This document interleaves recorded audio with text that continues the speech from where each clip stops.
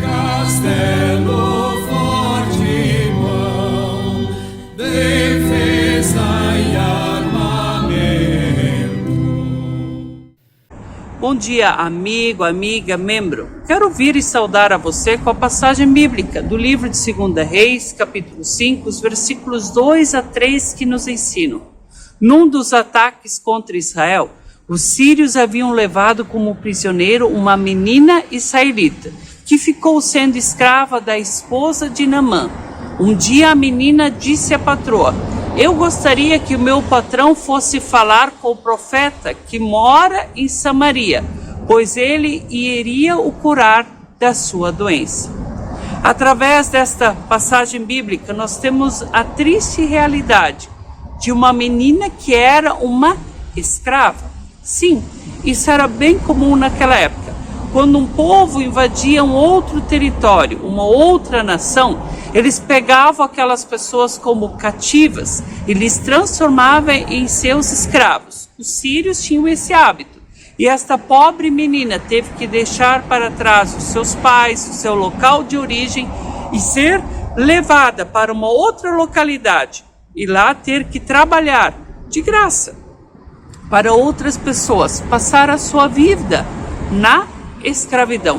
Infelizmente, esta era a dura realidade de muitas pessoas e não eram poupadas, nem mesmo as crianças. Por sua vez, esta menina ficou na casa de Naamã, foi companheira da sua esposa, fazia serviços domésticos para ela.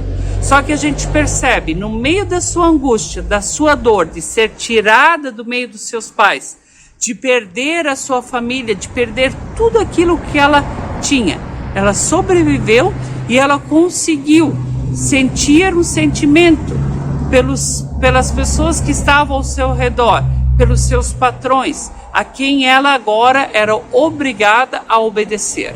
Mas percebendo a dor de Naamã, ela quer lhe auxiliar, ela ainda quer o seu bem. E por isso ela indica um profeta na Samaria, que seria capaz de lhe curar, que seria capaz de lhe tirar todo o mal, toda a dor que ele sofria sobre o seu corpo, causado pela lepra. Olhando para a história desta menina, que apesar da escravidão conseguiu ter um sentimento de afeto pelos seus donos. Lembro também da história da escravidão no Rio Grande do Sul envolvendo os imigrantes alemães.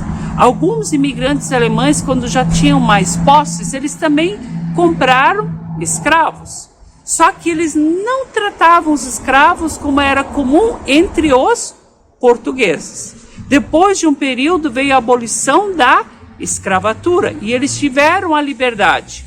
E a grande maioria dos negros que viviam em propriedades de pessoas de origem alemã não abandonaram essas fazendas, não abandonaram essas propriedades, pois eles já eram tratados como empregados. Eles viviam e conviviam ao lado daquela família, tanto que muitos deles chegaram a adotar sobrenomes alemães.